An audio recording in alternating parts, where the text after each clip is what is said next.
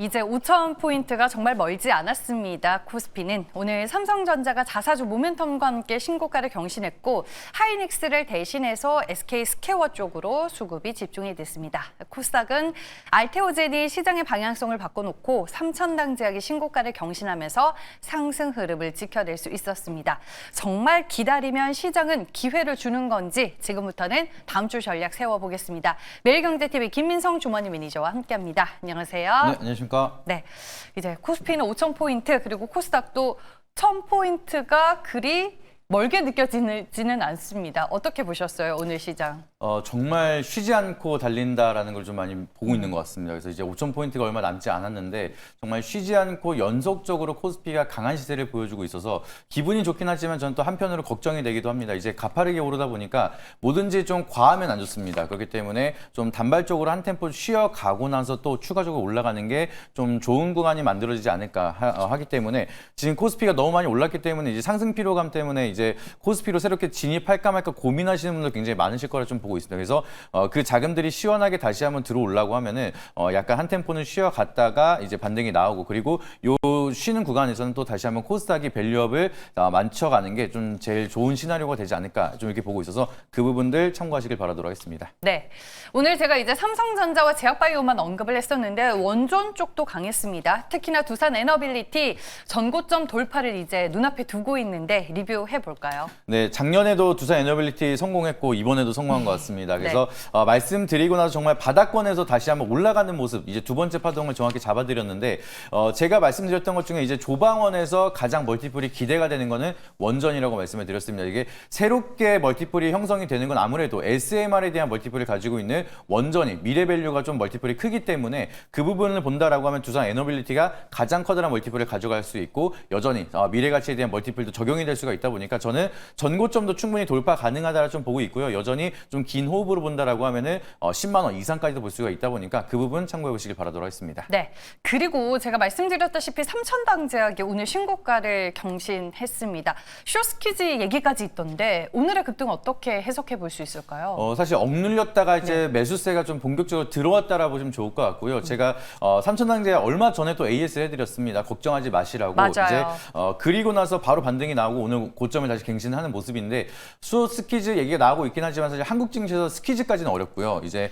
누르고 나서 커버링이 들어오는 정도가 아닐까 좀 생각을 하고 있습니다. 그래서 이제 공매도에 대한 상환을 하기 위해서 인위적 한번 눌러놓고 나서 쇼 커버링이 같이 동반되면서 상승이 좀 가속화되고 있다 정도 보시면 좋을 것 같고요. 이 분위기가 이어진다라고 하면 52주 신고가 새롭게 돌파를 했으니까 다음 주에 이 분위기의 흐름이 이어지면서 30만 원 이상까지도 갈 수 있지 않을까 좀 보고 있으니까 여전히 3,000당 제약도 홀딩에 대한 전략 말씀드려보도록 하겠습니다. 네, 알겠습니다. 두 종목 빠르게 리뷰를 해봤고요. 이제 다음 주 시장 전략 세워보겠습니다. 어떤 키워드로 시장을 볼까요? 최근 투자자분들이랑 이제 시청자분들이 이 부분을 가장 고민하실 것 같아서 오늘의 키워드는 추세라는 키워드를 한번 가져오게 됐습니다. 추세 매매로 테마와 종목을 접근하는 걸까요? 맞습니다. 이제 사실상 이제 추세를 타고 어떤 추세를 타야 되는지 고민을 굉장히 많이 하고 계실 것 같아서 여기에 대한 내용들 좀 시원하게 답변을 드리는 추세 키워드를 한번 체크 드려보도록 하겠습니다. 네, 여기에 해당하는 첫 번째 테마 먼저 확인해 볼게요. 네, 사실 추세라고 하면 이제 두 가지가 딱 정해져 있어서 네. 이제 첫 번째로는 상승 추세에 대한 테마를 한번 체크 드려보도록 하겠습니다. 네, 그러면 시장 상승과 관련된 이슈 먼저 체크를 해볼게요. 네, 최근 이슈를 보시면 결국에는 코스피입니다. 코스피가 워낙 이제 고공행진에 대한 흐름이 지속적으로 이어지고 있다 보니까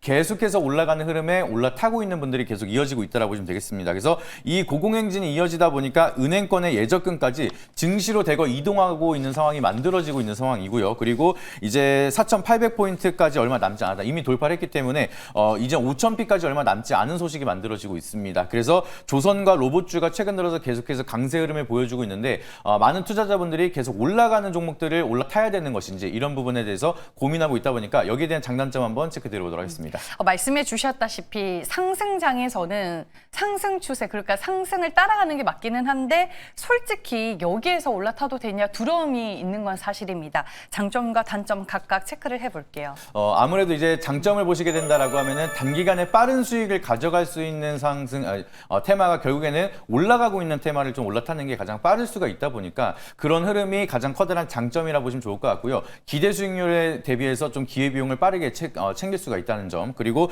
두 번째로 보시게 되면 최근 들어서 매수세가 굉장히 강합니다. 고객 예탁금도 계속 쌓이고 있는 상황이고 이제 생각보다 장기간으로 상승 사이클이 좀 지속적으로 이어지고 있다 보니까 좀 기회비용 측면에서 기대 수익률이 낮은 거 아닌가라는 이제 우려감이 있을 수가 있는데 최근 들어서는 올라타더라도 기대 수익률을 많이 가져갈 수가 있는 장점까지 있다 보니까 좀 역대급 유동성 장세가 이어진다라고 하면은 빠르게 수익을 좀 더 많이 가져갈 수가 있다라는 것도 커다란 장점이라는 점 참고해 보시길 바라도록 하겠습니다.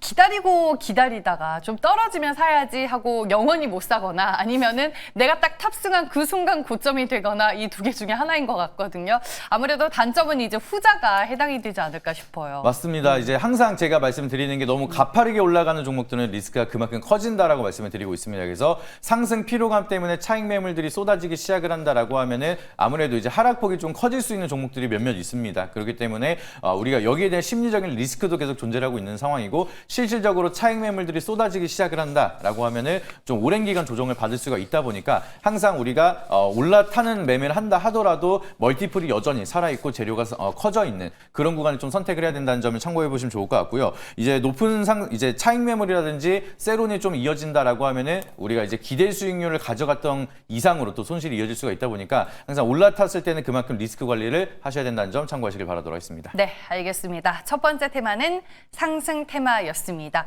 자동적으로 두 번째 테마는 이제 하락 추세가 아닐까 싶은데 어떤 이슈 봐야 될까요? 최근 이슈를 보시게 되면 요새 들어서 좀 트렌드가 많이 바뀌고 있는 것 같습니다. 너무 올라가고 있기 때문에 이제는 조금 저평가를 받고 있는 기업이 있지 않을까라고 좀 고민하고 있어서 두 번째로는 하락 추세에 대한 모멘텀 한번 체크 드려보도록 하겠습니다. 아니 지수 분위기가 이렇게 좋고 시장으로 돈이 흘러 들어오고 있는데도 못 가는 종목은 있죠. 맞습니다. 근데 최근 들어서 이제 이슈를 한번 풀어서 말씀을 드리게 되면은 시장에 대한 분위기가 여기서 약간은 반전이 되고 있는 흐름들이 만들어지고 있는 상황입니다. 그래서 이제 LG전자 같은 경우에도 저평가에 대한 멀티플이 좀 기대가 된다는 소식이 만들어지면서 다시 한번 반등이 나오는 상황이 만들어지고 있는 상황이고요. 그리고 이제 코스피가 워낙 이제 불기둥으로 10거래 이상 반등이 나오다 보니까 시장에서는 많이 올라간 것보다 이제 덜 올라갔지만 저평가를 받고 있는 기업이 없을까라는 이제 서칭이 들어가고 있는 분위기가 만들어지고 있습니다. 그렇기 때문에 계속해서 올라가는 종목만 추격을 한다라기보다는 이제는 좀 한 템포 쉬지만 바닥에서 기대 수익률을 좀 많이 가져갈 수 있는 저점 매수에 대한 기대감이 커지고 있는 구간이다 보니까 이제 추격 매수보다는 다시 한번 바닥권에 있는 종목의 기대감 다시 한번 추가적으로 체크해 볼 필요가 있다라고 말씀드려보도록 하겠습니다. 네, 알겠습니다. 그러면 하락 추세에 해당되는 장점 요인은 뭐가 있을까요? 아무래도 이제 먼저 하락을 했기 때문에 이제 더 추가적으로 하락폭이 제한적인 게 가장 커다란 장점이라고 보시면 좋을 것 같고요.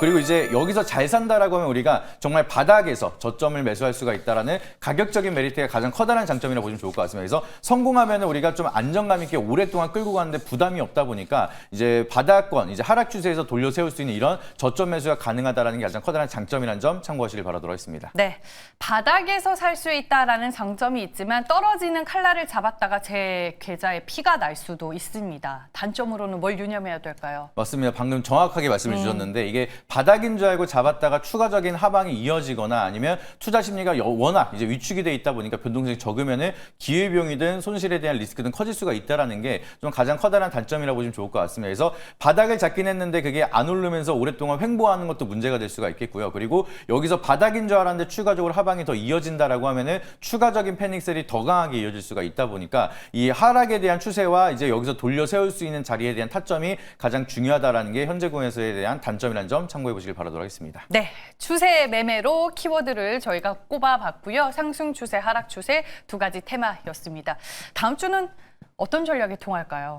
아마 이제 제 방송을 계속 보신 분들은 아시겠지만 저는 이제 갑자기 뜬금없이 조용한 거 갖고 오는 걸 좋아하기 때문에 시끄러워져 있는 상승 추세보다는 오늘은 조용한 하락 추세를 한번 선택해 보도록 하겠습니다. 네, 바닥에 있는 혹은 최근에 주가가 조정을 받고 있는 섹터 안에서 한 종목을 골라보자라고 말씀해 주셨습니다. 어떤 종목인가요? 아시는 분들은 다들 아실 겁니다. 최근 들어서 노이즈가 많았기 때문에 조금 기다리고 있다가 지금처럼 조용해질 때 다시 한번 볼 수 있는 펩트론이라는 종목 한번 체크 드려보도록 하겠습니다. 최근에 주가가 상당히 못 움직이고 알고 있던데 어떤 점을 매력적으로 보시는 거죠? 결국에는 지금 바이오에 대한 멀티플이 다시 한번 커지고 있는 상황이고 이제 삼천전자약 같은 경우에도 장기 지속형 플랫폼에 대한 기대감이 형성이 되기 시작을 하면서 반등이 나오기 시작을 했습니다. 근데 여기에 상징적으로 대장 역할을 했었던 게 바로 이제 일라이릴리와 같이 스마트 대포에 대한 멀티플을 가지고 있는 펩트론이 과거부터 대장이었다라 보시면 되겠고요. 지금 일라이릴리와에 대한 공동 개발이 지속적으로 이어지고 있는 상황이고 원래 14개월에서 24개월로 늘어났다는 소식 때문에 그동안 세론이 길게 늘어나고 있었지만 제가 이제 IR 담당자님이랑 통화를 해본 결과 이제 기존에 있었던 약물에 대한 문제가 아니라 추가적인 약물의 추가적인 검증이 필요하다. 이제 공동 개발을 더 추가적으로 하고 싶다. 여기에 대한 릴리의 니즈 때문에 늘어났다라 보시면 되겠습니다. 그렇기 때문에 이건 악재가 아니라 이제 여기에 대한 스마트 대포에 대한 호재라고 보실 수가 있기 때문에 심리적으로 조정을 받고 나서 추가적인 반등이 나올 수 있는 구간에서 저점 매수가 가능한 점 참고해 보시길 바라도록 하겠습니다. 네, 최근에 시장 안에서 부각이 됐었던 리스크는 이미 주가에 충분히 반영이 됐다라고 설명을 해주셨습니다. 가격 전략을 어떻게 봐야 될까요? 네, 펩트론도 많은 조정을 받았기 때문에 넥스트레이드 현재가 진입 바로 가능하다고 말씀드려보도록 하겠고요. 여기서 반등이 나온다라고 하면은 일단은 박스권 상단 부분으로 잠깐 멈출 수 있는 1차 목표가 30만 원, 손절가 라인은 21만 4천 원으로 제시드리고 할 테니까 가격 전략 참고해 보시길 바라도록 하겠습니다. 네, 알겠습니다. 오늘도 네이버 밴드로 김민석 매니저 찾아가고 싶은 분들을 위해서 방법 알려주시죠. 드디어 바이오에 대한 사이클이 다가오기 시작을 했습니다. 그래서 주말간에 여러분들이 보셔야 되는 내용도 정말 중요한 점 계속해서 쏟아질 거고 이제 JP모건 헬스케어 컨퍼런스가 끝나면은 IR이라든지 PR이 시작을 합니다. 그래서 주말간에 나오는 중요한 이벤트들 바이오 자세하게 체크드리도록 할 테니까 네이버 밴드 김민성 검색하신 다음에 주말간에도 인사이트 참고하시고 다음 주 전략 제대로 세워가시길 바라도록 하겠습니다. 네, 알겠습니다. 주말에 시간 나실 때도 잘 활용해서 추가적으로 더 시장에 대해 공부해 보시길 바랍니다. 매일경제TV 김민성 주머니 매니저와 함께했습니다. 고맙습니다.